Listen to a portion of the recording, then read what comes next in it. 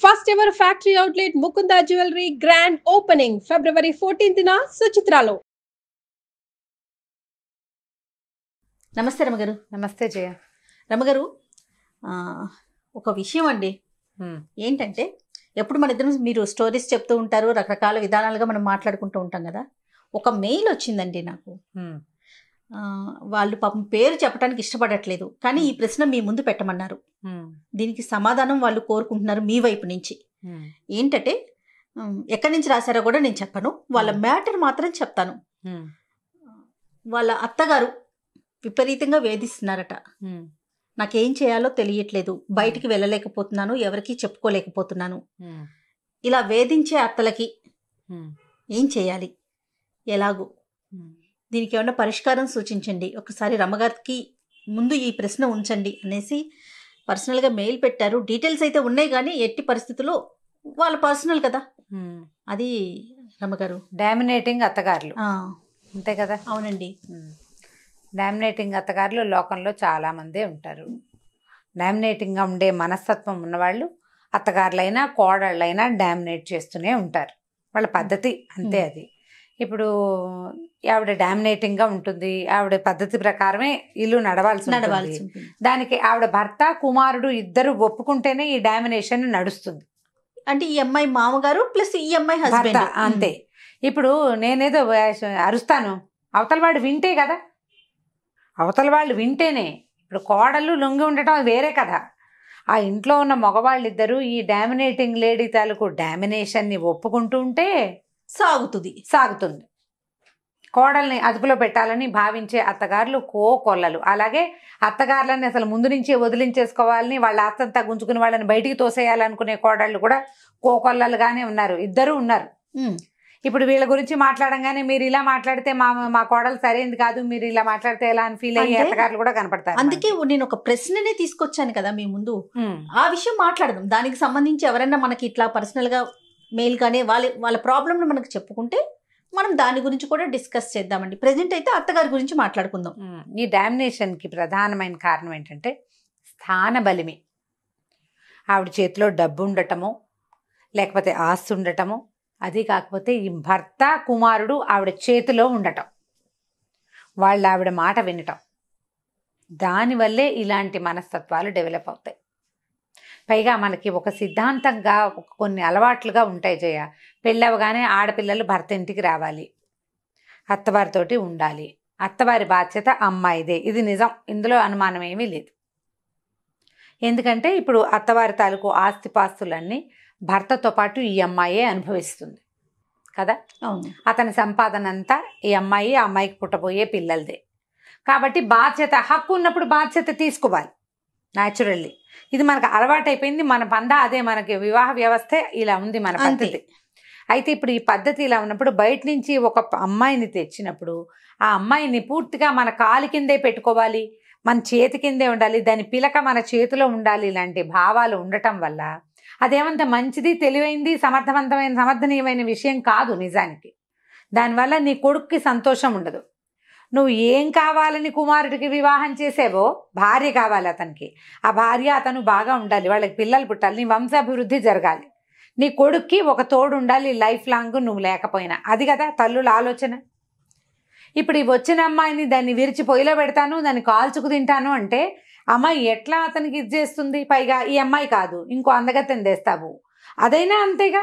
ఎవరైనా కోడలే, ఎవరైనా తప్పదు, తమ మాట వినేలాగా చేసుకోవాలి. కూర్చోమంటే కూర్చోవాలి, నుంచోమంటే నుంచోవాలి, వాళ్ళు చెప్పిందే కరెక్ట్ అని అనాలి, కరెక్ట్ అనాలి, కరెక్ట్గానే బిహేవ్ చేయాలి. కొంతమంది కరెక్ట్గానే బిహేవ్ చేసినా కూడా కోడళ్ళని కాల్చుకు తినాలి అనేది ఒక మనస్తత్వం అట్లా లోపల ఉండిపోతుంది. కాదు రమ్మగారు, ఓన్లీ వంశం కోసమేనా మనం ఒక అమ్మాయిని మీ ఇంటికి తీసుకొచ్చుకునేది? మీ ఇంటికి వచ్చిన ఆడపిల్ల ఆనందంగా ఉండాలి, కానీ ఏడుస్తూ ఉంటుంది, ఏ శుభదాయకం? ఏమీ శుభదాయకం కాదు. నీకు మాత్రం ఏం సంతోషం?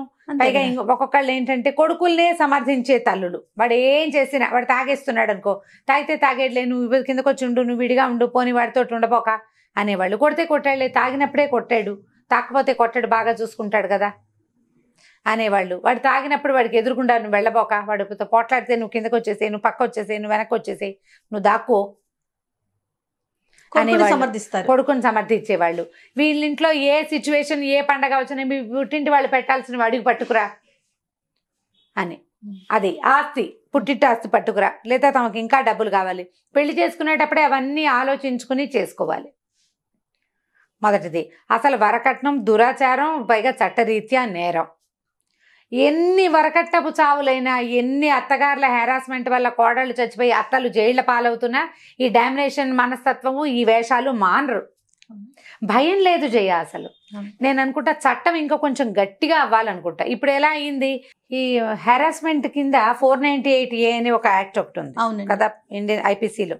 అయితే ఈ యాక్ట్ ప్రకారం ఆడపిల్లలు గనక ఇది చేస్తే అత్తగారులని వాళ్ళు భర్తల్ని అరెస్ట్ చేసేస్తారు, గవర్నమెంట్ ఉద్యోగాలు ఉంటే పోతాయి. అవును, దాన్ని కొంతమంది దాన్ని మిస్యూజ్ చేస్తున్నారు కూడా ఇప్పుడు, కానీ యూజ్ చేయబడుతోంది తప్పకుండా. ఇది కొంత మటుకు ఆడపిల్లలకి హెల్ప్ఫుల్ గా ఉండే విషయమే. కొంతమంది ఏం చేస్తారంటే ఏ చిన్న తగాదాకైనా సరే అత్తగారుల మీద మా భర్తల మీదే కాకుండా ఏదో ఖండాంతరాల తర్వాత ఎక్కడో ఉన్నటువంటి ఆడపడుచుల మీద కూడా పెట్టి వాళ్ళు కూడా జైల్లో పడేలాగా, వాళ్ళ జీవితాలు కూడా నాశనం అయ్యేలాగా చేసేవాళ్ళు. వాళ్ళలో ఎంత ఇబ్బంది ఉంటుంది రమ్మగారు అలా చేస్తే. చేస్తున్నారు, అది చేస్తారు. కాకపోతే ఏంటంటే ఇది ఒక మంచి విషయమే. ఇలాంటివి జరిగినా కూడా ఈ కాలంలో చాలా అత్తగారులకు ఇంకా బుద్ధి రావటం లేదు చాలా మందికి. ఇప్పుడు మనం ఒక పిల్లని తీసుకొచ్చాము, ఇప్పుడు కోర్టుల దాకా ఎందుకు వెళ్ళాలి జయ? పెళ్లి చేసుకునేటప్పుడు మనమేమి పోలీస్ స్టేషన్కి వెళ్ళి ఫలానా పిల్లని పెళ్లి చేసుకుంటాం అని చెప్తున్నామా? లేదా ఫలానా ఆవిడకి మా అమ్మాయికి అబ్బాయికి మా అమ్మాయిని ఇస్తున్నామండి, రేపొద్దున మా పిల్లకి ఏదైనా జరిగితే మీరు చూడండి అని ఈ అమ్మాయి తాలూకు వాళ్ళు ఎవరైనా వెళ్తారా? వెళ్ళరు. మనం మధ్యవర్తులతోటి మర్యాదగా ముద్దుగా ముచ్చటగా చక్కగా సొగసుగా మాట్లాడుకుని పెళ్లిళ్ళు చేసుకుంటాం. అదే సొగసుగా కాపురాలు ఎందుకు చేసుకోకూడదు? నువ్వు ఓ పిల్లని చూసావు, మనం ఒక పిల్లని చూసుకున్నాము పెళ్లికి. ఈ పిల్లని చూసుకున్నప్పుడు ఏం చేస్తాం, వాళ్ళ ఆస్తి స్వాస్తి వాళ్ళ ఫైనాన్షియల్ కెపాసిటీ అన్నీ మనకు తెలుసు. నువ్వు 4 కనుక్కునే చేసుకుంటావు. వాళ్ళు చెయ్యలేని డబ్బుని నువ్వు లాగాలని ఎందుకు అనుకోవాలి? పైగా నీ పద్ధతులు కోడలికి లేవని ఎందుకనాలి? నీ పెంపకం నీ తీరు వేరు, నీకు దగ్గర డబ్బులు ఉన్నాయి. ఆ అమ్మాయి కొంచెం సాదాసీదా కుటుంబం నుంచి వచ్చి ఉండొచ్చు, లేదా నీకు డబ్బులు లేవు, ఆ అమ్మాయి పెద్ద కుటుంబం నుంచి వచ్చి ఉండొచ్చు. నీకు తెలిసే చేసుకుంటావు. తర్వాత ఏ విషయం మీద ఆ అమ్మాయిని హెరాస్ చేస్తావు? నువ్వు అన్ని కనుక్కున్నావు కదా ముందు.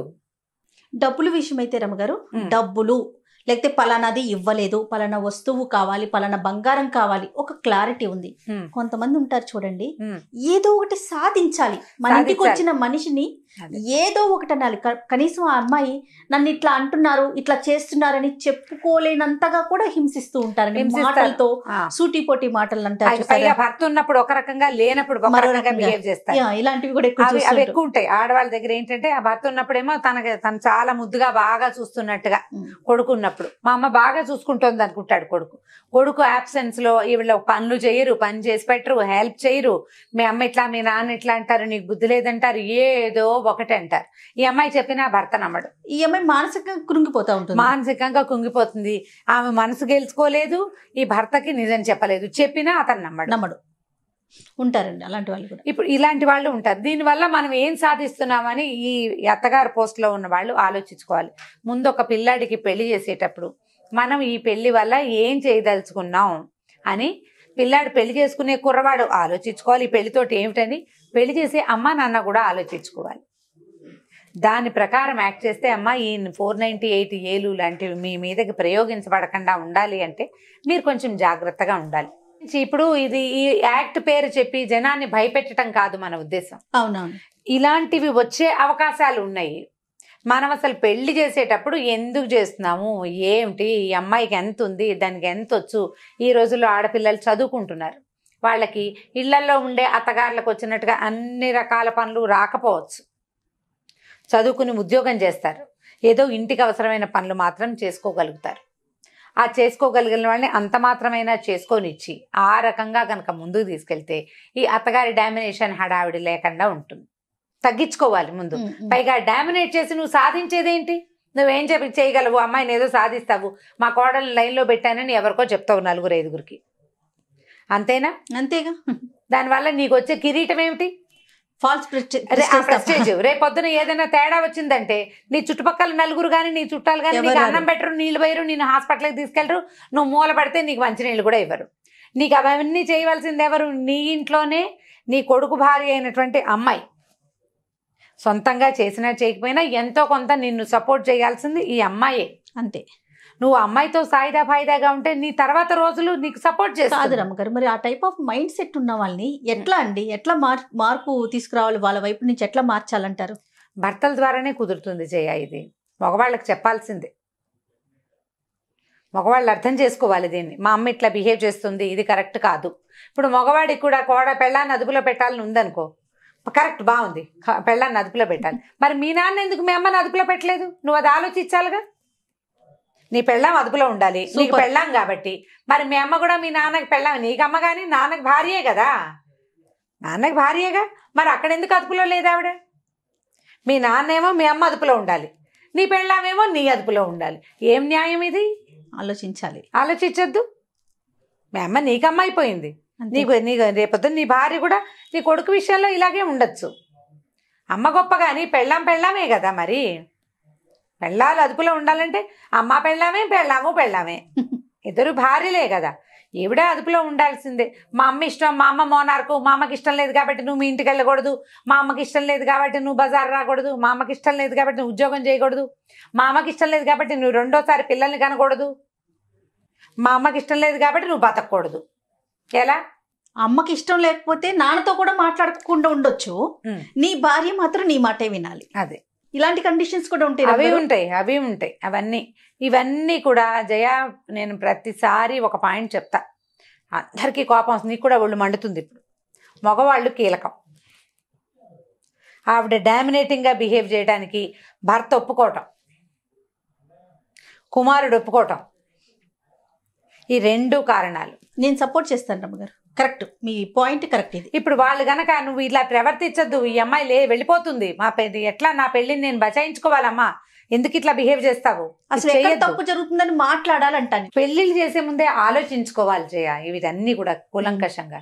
తర్వాత గొడవలు వస్తున్నాయి అనుకో, ఆ అమ్మాయిని తల్లిని భర్తలు ఇద్దరు అంటే మామగారు భర్త కూర్చోబెట్టి మాట్లాడుకోవాలి. ఇప్పుడు ఈ తల్లుల డామినేట్ చేసే అత్తగారులకు తోడు కొద్దిగా ఆడపడుచులు తెలివితేటలు కూడా కొంత ఉన్నాయి అనుకో, ఇక అంతే సంగతి. ఇంకా ఎక్కువ కొంతమంది ఏం చేస్తారంటే, కూతురు ఉందనుకో, ఒక కొడుకు కూతురు ఉంటే అన్ని పూసకొచ్చినట్టు కూతురికి రోజు ఫోన్ చేసి చెప్తారు. ఆ అమ్మాయి ఏదో బోధిస్తుంది, ఆ అమ్మాయి ఐడియా ప్రకారం తల్లిని వెనకేసుకొస్తారు. న్యాచురల్, అన్నయ్య కాపురం చెడగొట్టాలని ఏం ఉండదు అందరికీ, కానీ తల్లిని వెనకేసుకొస్తారు. నువ్వే కరెక్ట్ అంటారు. తల్లి ఇంకా రెచ్చిపోతుంది. ఏది ఏమైనా నువ్వు కుమారుడితో ఉండాలి, మన తాలూకు పద్ధతి అదే. చచ్చిపోతే నెత్తి కొడుకే పెట్టాలి, ఏ తద్దినమో పెడితే వాడే పెట్టాలి, కూతురు పెట్టేది లేదు. ఎందుకంటే కూతురు చేతిలో ఏముండదు, కూతురు నీ గట్టిగా మాట్లాడుతుంది, కూతురు ఇంట్లో ఆధ్వర్యం అంతా కూతురు భర్తది ఉంటుంది జనరల్గా, అంతే కదా. ఇక్కడ నీ కొడుకున్నట్టే, ఇక్కడ మనం ఉన్నట్టే అక్కడ కూతురు అత్తగారు కూతురు భర్త వాళ్ళ హైరాన్ హెచ్చుగా ఉంటుంది. ఆ అమ్మాయి నీతో ఫోన్లో మాట్లాడుతుంది కానీ నిన్నేం ఉద్ధరించదు. అంతే కదా జరిగేది. ఇప్పుడు అమ్మాయి ఇప్పుడు మాట్లాడుకుని ఆ తెలివితేటలన్నీ మన నువ్వు కోడల మీద ప్రదర్శిస్తే ఎట్లాగా? ప్రతి అత్తగారు మొట్టమొదట తెలుసుకోవాల్సింది ఏంటంటే, నాకు 2 పిల్లలు ఉన్నారు, లేదా 2 కుమారులు, లేదా ఓ కుమారుడు ఓ కుమార్తె, 2 కుమార్తెలే ఉన్నారు అనుకుందాం. వీళ్ళతోటి మనం ఎట్లా చేయాలి అనేది ప్లాన్ చేసుకోవాలి మొదట. ఒక అమ్మాయి ఉంటే అబ్బాయి సంగతులన్నీ అమ్మాయికి చెప్పకూడదు. అబ్బాయి ఇంట్లో ఏం జరుగుతున్నా నువ్వు హ్యాండిల్ చేసుకోవాలి దాన్ని. కూతురుకి చెప్పి ఆమె సలహా తీసుకుందామని అనుకోవద్దు. ఆ అమ్మాయి ఇప్పుడు నీకు 50-60 ఏళ్ళు నీకుంటే కూతురికి 25-30 ఏళ్ళు ఉంటాయి. ఆ పిల్ల ఐడియాలు ఎలా వర్కౌట్ అవుతాయి? కావు. ఆమె తెలివితేటలు వేరుగా ఉంటాయి. ఒకవేళ 2 అబ్బాయిలే ఉంటే ఈ అబ్బాయి ఇంట్లో విషయం ఆ అబ్బాయి ఇంట్లో చెప్పద్దు, ఆ అబ్బాయి ఇంట్లో విషయం ఈ అబ్బాయి ఇంట్లో చెప్పద్దు. 2 అమ్మాయిలే ఉండి 2కి వివాహాలు అయిపోయి ఉంటే గనక ఈ అమ్మాయి గొప్పదని ఆ అమ్మాయికి చెప్పకూడదు, ఆ పిల్ల చాలా మంచిదని ఈ పిల్లకి చెప్పకూడదు. ఏ పిల్లని ఆ పిల్లని సెపరేట్గా ఉంచుకుని వాళ్ళిద్దరు కలుసుకున్నప్పుడు వాళ్ళు కలుసుకుంటారు. మీరు జాగ్రత్తగా హ్యాండిల్ చేస్తే ఫ్యూచర్ బాగుంటుందమ్మా. ఇప్పుడు మనం ఏం చేస్తున్నాము, ఈ ఓల్డేజ్ హోమ్స్ ఎక్కువైపోతున్నాయి, పిల్లలు చూడలేదు అని పిల్లల్ని తెగతిట్టిపోస్తాం. పిల్లలదే కాదు ఆ సమస్య, పిల్లలది కొంత ఉంటే పెద్దవాళ్ళు కూడా ఇలా కాల్చుకు తింటే బాగా సతాయించి, నువ్వు బాగా గట్టిగా ఉన్నన్నాళ్ళు నువ్వు సతాయించి తిట్టిపోసి ఎక్కిరిచ్చి దాన్ని ఏదో ఒకటని డామినేట్ చేసి పని రావట్లేదని తిట్టిపోసి అన్ని రకాలుగా అమ్మాయి ఫ్యామిలీని ఎక్స్ప్లాయిట్ చేస్తే నీకు ఓపిక తగ్గిన నాడు వాళ్ళు నిన్ను వదిలించుకుంటారు. చూడాలనిపించదు కదా. చూడాలనిపించదు కదా. బాగా చూసిన అత్తగారులన్నీ కూడా వదిలించుకునే రోజు ఇది. కాబట్టి ఈ డామినేటింగ్ వ్యవహారాన్ని కొంచెం తగ్గించుకుని అమికబుల్గా ఎవరి జీవితం వాళ్ళు జీవిస్తూ ఉంటే ఎవరి దారిని వాళ్ళం హాయిగా ముందుకెళ్ళిపోతాం. దీన్ని ఆలోచించాలి. ఇది రేపొద్దున నా ఫ్యూచర్లో ఎట్లా నా సంగతి, నేను ఎవరి మీద డిపెండ్ అయి ఉంటాను. ఎమోషనల్గా డిపెండెన్సీ కావాలి, ఫిజికల్గా డిపెండెన్సీ అవసరపడుతుంది. ఫైనాన్షియల్ డిపెండెన్సీ చెప్పనే అక్కర్లేదు. చాలా సంబంధ బాంధవ్యాలు నెరపకపోయినా కనీసం అమ్మాయిని చిన్నబుచ్చకుండా ఉంచితే. అవును, ఇప్పుడు మనం ఈ పాయింట్ మాట్లాడంగానే జనం ఎట్లా రియాక్ట్ అవుతారంటే కొంతమంది అదేంటంటే అత్తగారులైనా డామినేట్ చేసేది, మీరు ఇలా ఒకవైపే మాట్లాడారు అని బాధపడతారు. అదే చెప్పాను. కోడళ్ళు, డామినేటింగ్ కోడళ్ళని గురించి కూడా దీనికి బ్యాక్ టు బ్యాక్ ఇంకొక వీడియో చేద్దాం. ఇది కూడా యాక్చువల్గా అందరికీ తెలిసిన విషయమే. ఒక ఆవిడ పర్సనల్గా మనకి ఇచ్చి దయచేసి మీరు మాట్లాడండి దీని గురించి చెప్పండి అని అడిగారు కాబట్టి ఆ సందర్భానుసారం మాట్లాడాము. మీరన్నట్లుగా కోడళ్ళకి సంబంధించి కూడా చేద్దాం. అందరి వైపు నుంచి మాట్లాడతాం కదా మనం. అవును, కాబట్టి ఇది నేర్చుకోవాలి. ఇది మనం మొదట తెలుసుకోవాల్సింది ఏంటంటే, మనం పెళ్ళి ఎందుకు చేస్తున్నాం అబ్బాయికి, ఆ వచ్చిన అమ్మాయిని మనం ఎందుకు అడ్జస్ట్ అవ్వలేము. దీని కాదు ఇంకో బంగారు కొండ తెచ్చినా అది పరా ఇంటి బిడ్డ. ఆ అమ్మాయి పద్ధతులు అమ్మాయికి ఉంటాయి, అంతే. అమ్మాయి అలవాట్లు కొన్ని ఉంటాయి, అవి ఇవి అడ్జస్ట్ అవ్వడానికి టైం పడుతుంది. మనం కూడా ఇదివరకు ఇలాగే కష్టపడ్డాం మొదట్లో, తర్వాత అడ్జస్ట్ అయ్యాం. ఈ అమ్మాయి కూడా అడ్జస్ట్ అయ్యేందుకు టైం ఇద్దామని కనుక మీరు కొంచెం పెద్ద మనసుతో ఆలోచిస్తే ఈ సమస్యలు రాకుండా ఉంటాయి. వచ్చే వీడియోలో డామినేటింగ్ కోడళ్ళ గురించి మాట్లాడదాం మనం. తప్పకుండా రమ్మగారు, దీనికి ప్రశ్న అక్కర్లా, మనమే చేసేద్దాం. తప్పకుండా, నేను అదే అందాం అనుకున్నాను. రైట్, నమస్తే రమ్మగారు. నమస్తే జయ. ఓకే అమ్మా.